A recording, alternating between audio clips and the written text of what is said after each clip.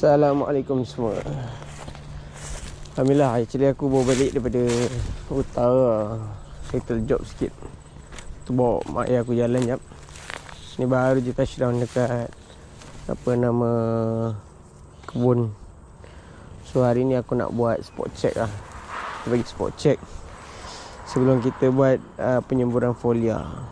Okay.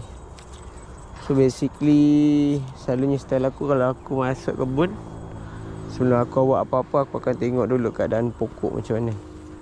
First kita nak perhatikan daripada atas ke bawah, daun, batang dan juga kawasan sekeliling lah. Tapi first come first ialah daun. Kalau kau tengok daun, Alhamdulillah macam ni, ni kira ada problem lah ni.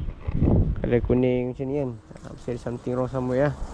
Ataupun ada lubang-lubang kan, so ada problem. Kalau daun ni elok besar macam ni kan, hijau, means insyaAllah okey kot. So far tak ada apa-apa masalah major kat pokok ni. Yang kuning-kuning ni mungkin ada zat-zat yang dia tak ni lah, dia problem lah. Ini kat kawasan cantuman ni pun macam ada problem. Tapi tak apa, kita akan find out kemudian. First kali memang korang kena turun tengok keadaan pokok.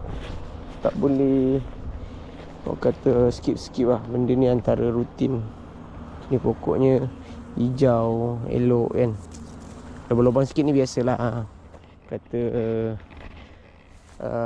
mangsa daripada haiwan pengunyah. Biasalah, insek yang pengunyah kan.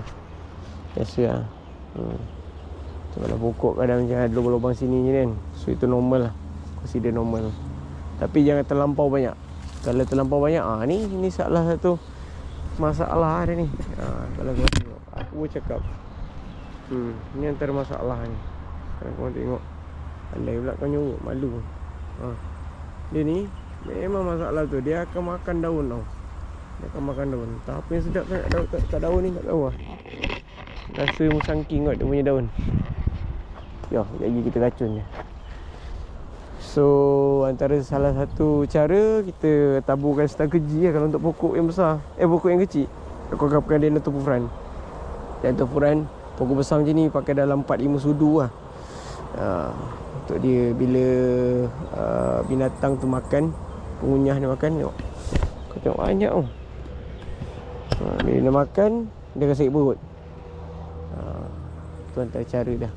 Selebihnya foliar lah.